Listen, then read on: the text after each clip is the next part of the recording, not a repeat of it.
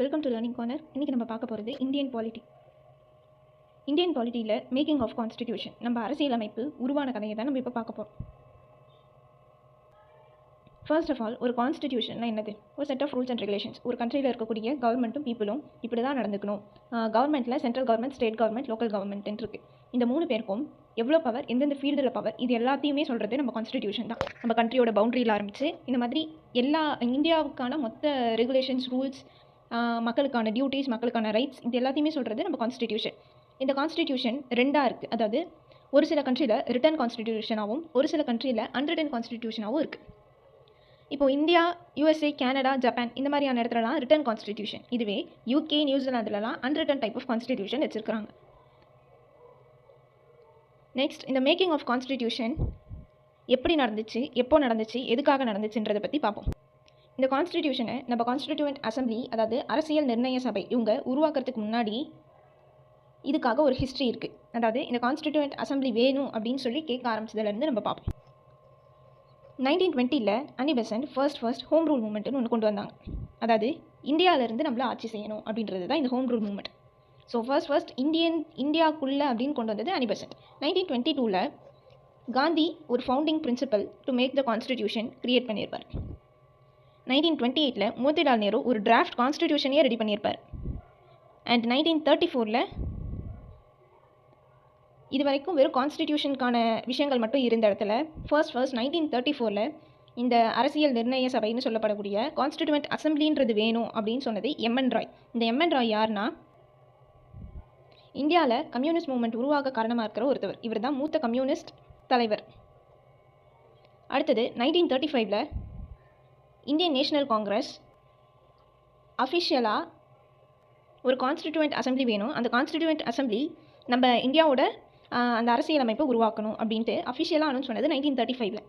And 1938 Jawaharlal Nehru, இவருமே இந்தியன் நேஷனல் காங்கிரஸ் சார்பாக தான் இந்த ஸ்டேட்மெண்ட்டை சொல்லியிருப்பார். அதாவது எந்த ஒரு வெளி நபரோட தலையீடும் இல்லாமல் நம்ம இந்தியன் கான்ஸ்டிடியூஷனை அடல் ஃப்ரான்ச்சைஸ் மூலயமா எலெக்ட் பண்ணப்பட்ட கான்ஸ்டிடியூவன்ட் அசம்பிளியே மேக் பண்ணணும் அப்படின்னு சொல்லியிருப்பார். அதாவது நம்மளே ஓட் பண்ணி எடுத்த ஒரு நபர்களை வச்சு அந்த கான்ஸ்டிடியூவன்ட் அசம்பிளியில் வெளிநபரோட இடையூறு இல்லாமல் நம்ம இந்தியாவுக்கான கான்ஸ்டிடியூஷனை ரெடி பண்ணணும்னு சொன்னது 1938 ஜவஹர்லால் நேரு. 1928 மோதிலால் நேரு ஒரு டிராஃப்ட் கான்ஸ்டிடியூஷன் ரெடி பண்ணார். இது 38.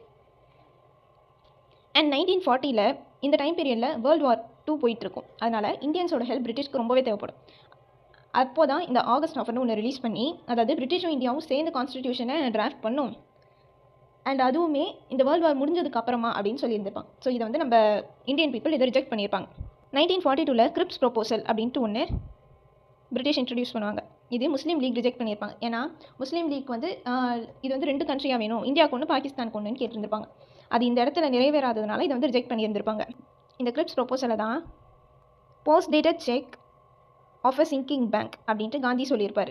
ஃபைனலாக கேபினெட் மிஷன் அப்படின்ட்டு ஒன்று Lord Pethick Lawrence, sir Stafford Cripps, A V Alexander, இவங்க 3 பேரோட தலைமைக்கு கீழே, இதில் ஹெட் வந்து லார்ட் பெத்திக் லாரன்ஸ், மார்ச் 24, 1946 இந்தியாவுக்கு வந்து மே 16, 1946 இந்த கேபினெட் மிஷன் பிளானை பப்ளிஷ் பண்ணுறாங்க.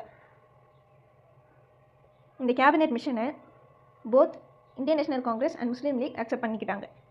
இந்த கேபினெட் மிஷன் பிளானை Gandhi the best plan put up by British government under the then circumstances, அந்த டைமில் பிரிட்டிஷ் கவர்மெண்ட்டால் போடப்பட்ட ஒரு சிறந்த பிளான்ட்டு காந்தி சொல்லியிருந்திருப்பார். Post detail cheque of a sinking பேங்க்னு சொன்னது கிரிப்ஸ் ப்ரொபோசல். இது வந்து கேபினெட் மிஷன் பிளான். இந்த இயர்லாம் பார்த்து வச்சுக்கோங்க. இப்போ வந்து இந்த க்ரானாலஜிக்கல் ஆர்டரில் கேட்குறாங்க. ஓகே, இப்போது இந்த constituent assembly was constituted in November 1946 under this scheme. இந்த கேபினெட் மிஷன் மூலயமா நமக்கு நவம்பர் 1946 ஒரு கான்ஸ்டிடியூவன்ட் அசம்பிளியை கான்ஸ்டிடியூட் பண்ணுறாங்க. அதாவது அரசியல் நிர்ணய சபை. இதில் ஸ்டார்டிங்கில் 389 மெம்பர்ஸ் இருந்திருக்காங்க. அந்த 389ல் 296 மெம்பர் வந்து ப்ராவின்ஷியல் அசம்பிளிஸ்லேருந்து எடுத்தவங்க. மீதி 93 பிரின்ஸ்லி ஸ்டேட்ஸ். இந்த 296லேயுமே 292 மெம்பர்ஸ் 11 பிரிட்டிஷ் ப்ராவின்சஸ்லேருந்து எலெக்ட் பண்ணப்பட்டவங்க. மீதி 4 மெம்பர்ஸ் வந்து சீஃப் கமிஷனர் ப்ராவின்சஸ். அதாவது மொத்தமாகவே அது ப்ராவின்சஸ் தான். ஆனால் 11 பிரிட்டிஷ் ப்ராவின்சஸ்லேருந்து 292 மெம்பர்ஸும் 4 மெம்பர்ஸ் வந்து 4 சீஃப் கமிஷனர் ப்ராவின்சஸ்லேருந்து எடுத்திருப்பாங்க. இந்த நம்பர் ஞாபகம் வச்சுக்கோங்க. 389லேருந்து 93 and 296. இந்த 296 292 and 4. இந்த சீட்ஸ் எப்படி அலோகேட் பண்ணாங்கன்னா 1:10 lakh, அதாவது ஒரு ப்ராவின்சஸ்க்கும் ஒரு பிரின்ஸ்லி ஸ்டேட்டுக்கும் இல்லைனா ஒரு குரூப் ஆஃப் ஸ்டேட்ஸ்னு வச்சுக்கலாம், அவங்கவுங்க பாப்புலேஷனுக்கு ஏற்ற மாதிரி சீட்ஸை அலோகேட் பண்ணாங்க. அதாவது ஒரு சீட் ஃபார் 1,000,000 பீப்புள், அப்படி அதே மாதிரி ஒரே ஒரு சீட் ஃபார் 10 லட்சம் பேர். இந்த சீட்ஸை கம்யூனிட்டிஸ் வாரியாக கூட பிரித்தாங்க. அதாவது முஸ்லீம்ஸ்க்கும் சீக்ஸ்க்கும் ஜென்ரல்ஸ், அதாவது முஸ்லீம் சீக் இல்லாமல் எல்லாரையும் இந்த ஜென்ரல்குள்ளே போட்டாங்க. இதுவுமே பாப்புலேஷனுக்கு ப்ரொபோர்ஷனேட்டாக தான் வந்திருக்கும். அடுத்தது இவங்களெல்லாம் எப்படி எலெக்ட் பண்ணியிருந்திருப்பாங்கன்னா,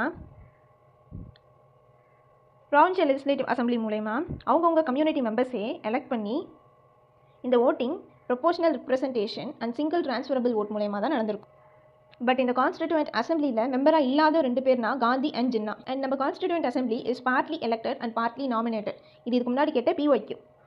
அதாவது இது ஏன் இப்படி சொல்கிறாங்கன்னா, ஒரு சில மெம்பர்ஸை ப்ராவின்ஷியல் அசம்பிளியில் இருக்கக்கூடிய மெம்பர்ஸ் வந்து இன்டெரக்டாக எலெக்ட் பண்ணுவாங்க.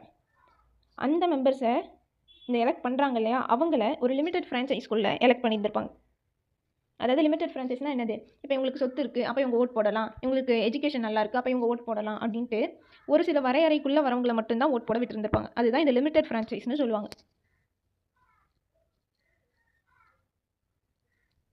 இன்னொன்று, இந்த நம்ம கான்ஸ்டிடியூவன்ட் அசம்பிளி வந்து கம்ப்ளீட்டாக டைரக்ட்லி எலெக்டட் பை பீப்புள்னு இல்லைனாலுமே, இந்த மக்களால் ஓட்டு போட்டு கம்ப்ளீட்டாக இது பண்ணலனாலுமே அந்த கான்ஸ்டிடியூவன்ட் அசம்பிளியில் எல்லா கம்யூனிட்டியை சேர்ந்த பீப்புளும் இருந்தாங்க.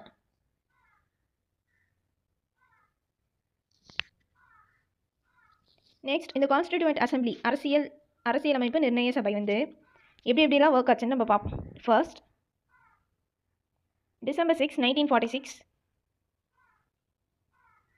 கான்ஸ்டிடியூவன்ட் அசம்பிளி அப்படின்ட்டு ஒன்று ஃபார்ம் ஆயிடுச்சு. December 6, 1946. பட் இந்த கேபினெட் மிஷன் கீழே கான்ஸ்டிடியூவன்ட் அசம்பிளி கொண்டு வரலான்ட்டு டிசைட் பண்ணது வந்து November 1946. அதுக்கப்புறமா 1 month December 6, 1946 ஃபார்ம் பண்ணிட்டாங்க. இவங்க இருக்கலாம் அப்படின்ட்டு ஃபார்ம் பண்ணிவிட்டு ஃபர்ஸ்ட் மீட்டிங் December 9, 1946 கண்டக்ட் பண்ணுறாங்க. இந்த மீட்டிங்கில் முஸ்லீம் லீக் பார்ட்டிசிபேட் பண்ணியிருக்க மாட்டாங்க. அதனால் அங்கே என்ன பார்த்தா மொத்தமாக 389 மெம்பர்ஸாக, இதில் மொத்தமாகவே 211 மெம்பர்ஸ் தான் பார்ட்டிசிபேட்டே பண்ணியிருந்திருப்பாங்க. எப்போது December 9, 1946. இந்த டைமில் டாக்டர் சச்சிதானந்த சின்ஹா இவர் தான் இருக்கிறதே ஓல்டஸ்ட் மெம்பர் அந்த கான்ஸ்டிடியூவன்ட் அசம்பிளியில். இவரை டெம்பரரி பிரசிடென்ட் ஆஃப் த அசம்பிளியாக நியமிச்சிருப்பாங்க. இது எதை பேஸ் பண்ணினா ஃப்ரெஞ்ச் ஸ்டைலில் பேஸ் பண்ணி அதுப்பட்டது. ஓல்டஸ்ட் மெம்பர் சச்சிதானந்த சின்ஹா. இவர் வந்து December 9, 1946. இந்த மீட்டிங்கோட டைட்டிலே எப்படி இருக்குன்னா, எலெக்ஷன் ஆஃப் டெம்பரரி சேர்மன். இது எங்கே நடந்திருக்குன்னா, நியூ டெல்லியில் இருக்கக்கூடிய central hall. So 211 members attend பண்ணியிருப்பாங்க. முஸ்லீம் லீக் பாய்காட் பண்ணியிருப்பாங்க. December 6, 1946 constitution assembly was formed.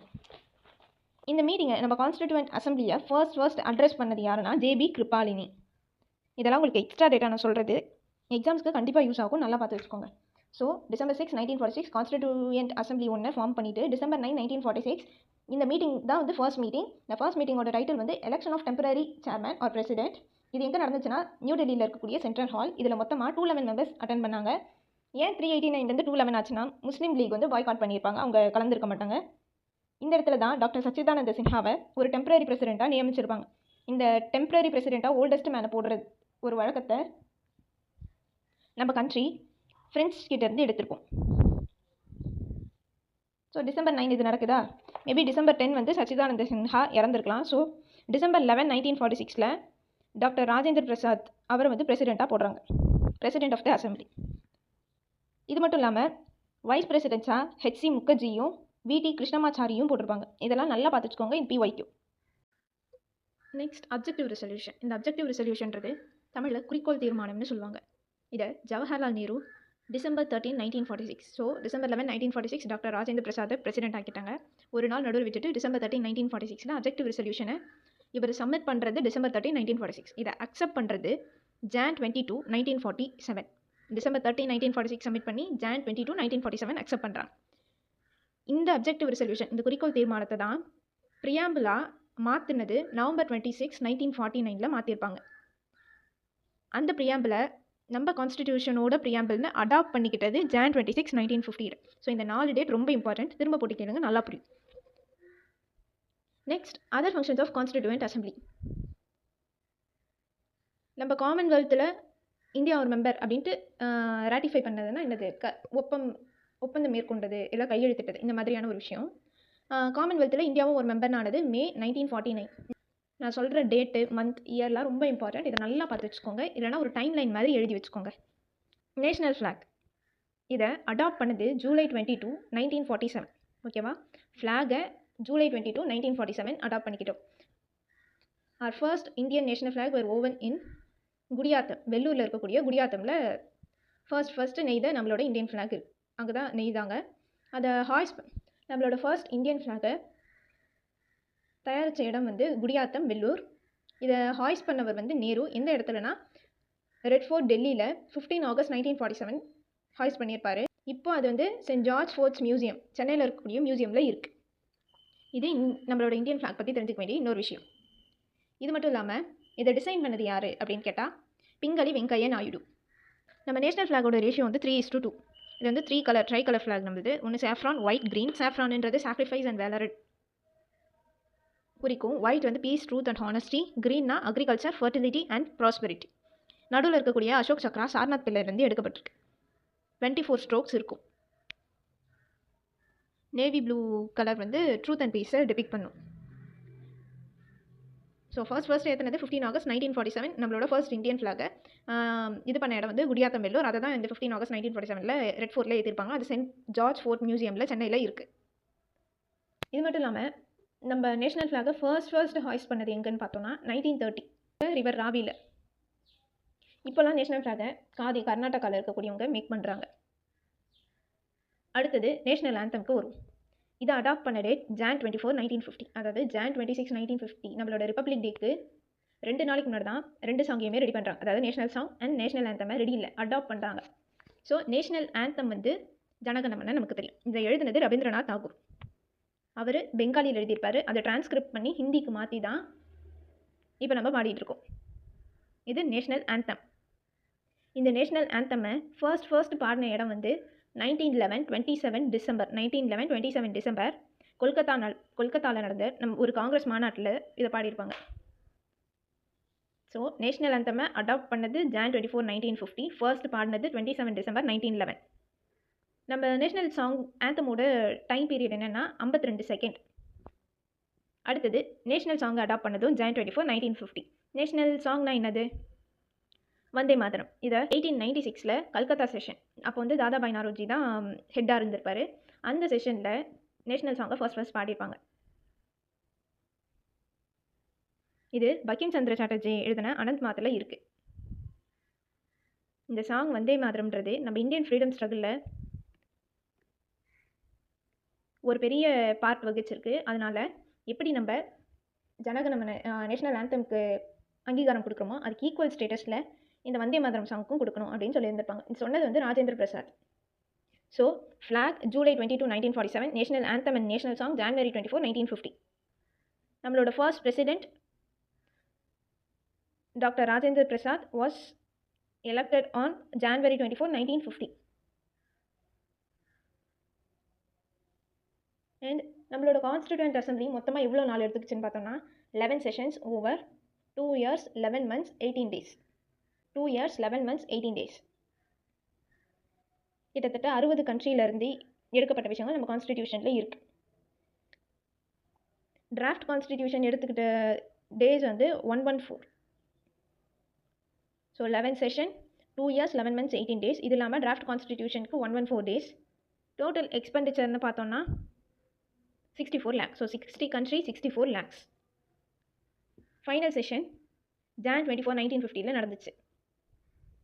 இந்த கான்ஸ்டிடியூண்ட் அசம்பிளி அதோடு முடிச்சுக்கல.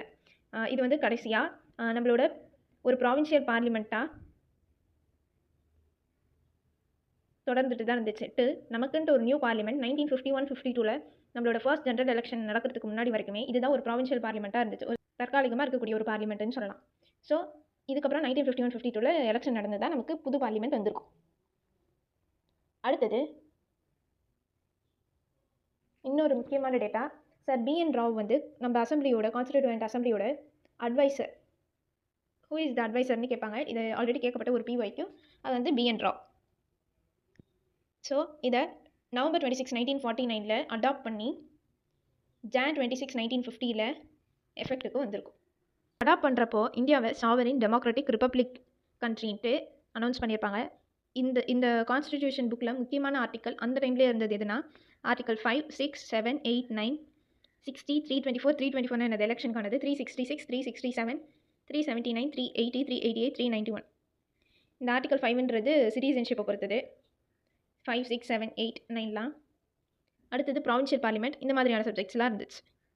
மற்ற ஆர்டிகல்ஸ்லாம் வந்து 26 Jan 1950 கொண்டு வந்தாங்க.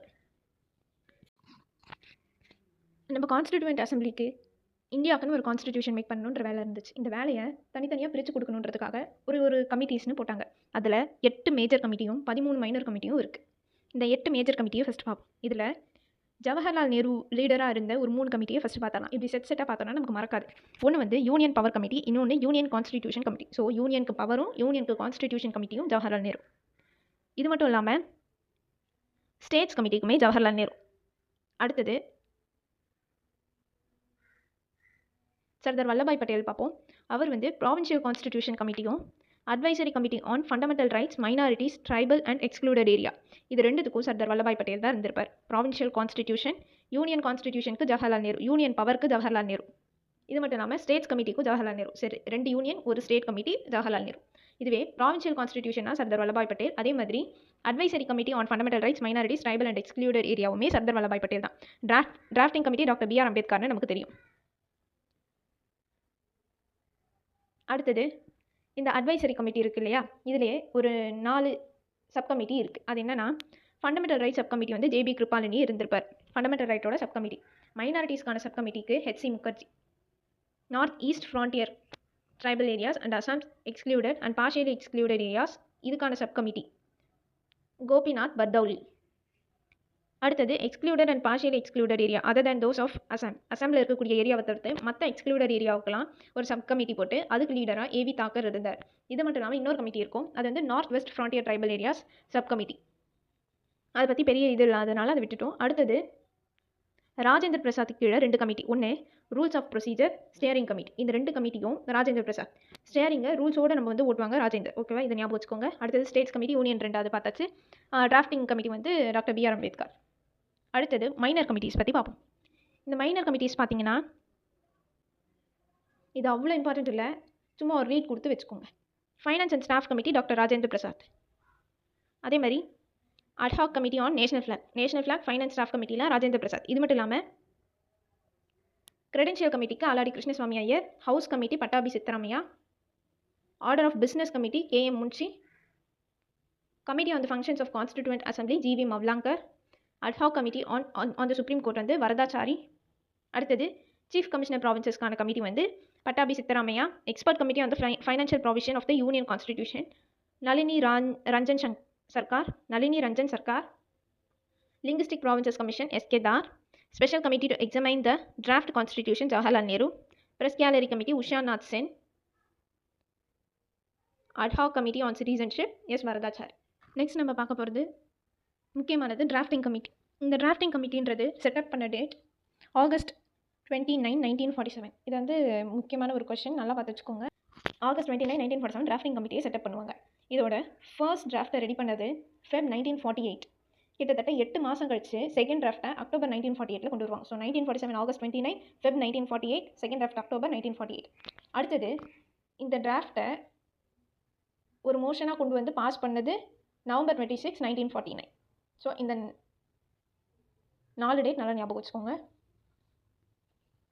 ஓகே, இதனோட ஹெட்டிலேருந்து பார்ப்போம். மொத்தமாக இதில் 7 மெம்பர்ஸ் இருப்பாங்க. நம்ம கான்ஸ்டிடியூஷனை டிராஃப்ட் பண்ணணுன்றது தான் இந்த கமிட்டியோட நோக்கம். இதில் டாக்டர் B.R. அம்பேத்கர் தான் சேர்மன். அதனால தான் இவர் வந்து chief architect of the constitution of India அப்படின்னு சொல்லுவாங்க. இன்னொன்று ஃபாதர் ஆஃப் கான்ஸ்டிடியூஷன் ஆஃப் இந்தியானும் டாக்டர் B.R. அம்பேத்கர் தான் சொல்லுவாங்க. அடுத்தது இதனோட மெம்பர்ஸ் அடிக்கடி PYQவில் கேட்ட கொஸ்டின். மொத்தமாக இதில் 7 மெம்பர்ஸ், பட் 9 மெம்பர்ஸ்னு சொல்லலாம். அதாவது இந்த 7ல் 2 பேரை ரீப்ளேஸ் பண்ணி இன்னும் 2 பேர் வந்திருப்பாங்க.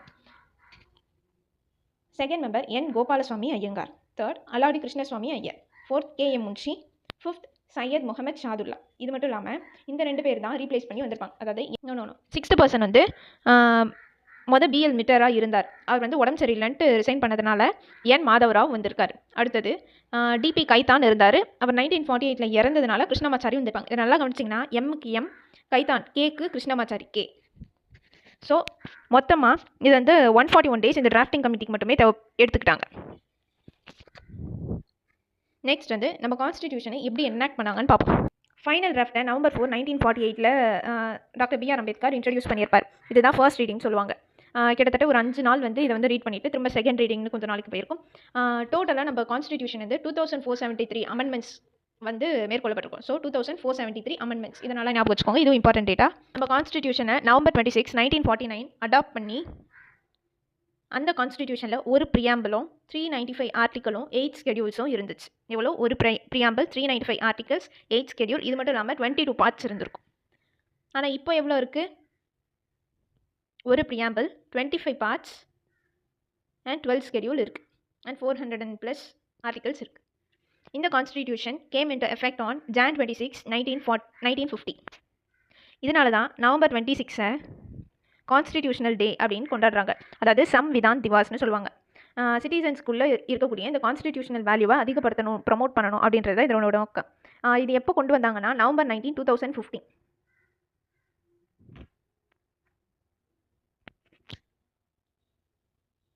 நெக்ஸ்ட் ஒரு சில இம்பார்ட்டன்ட் ஃபேக்ட்ஸ் பார்ப்போம். எலிஃபண்ட் தான் நம்ம கான்ஸ்டிடியூவன்ட் அசம்பிளியோட சிம்பிள். அடுத்தது சர் B.N. ராவ்ன்றவர் நம்ம கான்ஸ்டிடியூவன்ட் அசம்பிளியோட ஒரு லீகல் அட்வைசர், கான்ஸ்டிடியூஷனல் அட்வைசர்னு சொல்லலாம். HVR ஐயங்கார் வந்து கான்ஸ்டிடியூவன்ட் அசம்பிளியோட செக்ரட்டரி. ஸோ லீகல் அட்வைஸ் பண்ணுறது B.N. ராவ், செக்ரட்டரி வந்து HVR ஐயங்கார். அடுத்தது S.N. முகர்ஜி ஒரு chief draftsman of the constitution in constituent assembly. Chief draftsman யார்? S.N. முகர்ஜி, டிராஃப்ட்மேன். இதுவே சீஃப் ஆர்கிடெக்ட்னா யார்? Doctor B.R. அம்பேத்கர். அடுத்தது பிரேம் பிஹாரி நரைன் ரைசரா, இவர் தான் நம்ம இந்தியன் கான்ஸ்டிடியூஷனோட கேலிகிராஃபர். இது வந்து ஒரு ஃப்ளோயிங் இட்டாலிக் ஸ்டைலில் எழுதியிருப்பாங்க. இதனோட ஹிந்தி வெர்ஷன், ஒரிஜினல் கான்ஸ்டிடியூஷனோட ஹிந்தி வெர்ஷன் வந்து வசந்த் கிருஷ்ணன் வைத்தியான்றவர் கேலிகிராஃபி பண்ணியிருப்பார்.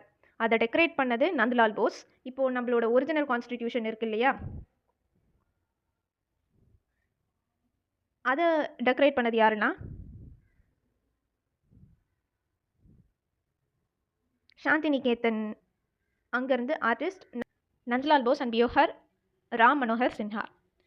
இந்த பியோஹர் ராம் மனோகர் சின்ஹா தான் வந்து நம்மளோட ஒரிஜினல் ப்ரியாம்பிளையுமே கேலிகிராஃப் பண்ணியிருப்பார், பியூட்டிஃபை பண்ணியிருப்பார், அதாவது டெக்கரேட் பண்ணியிருப்பார்.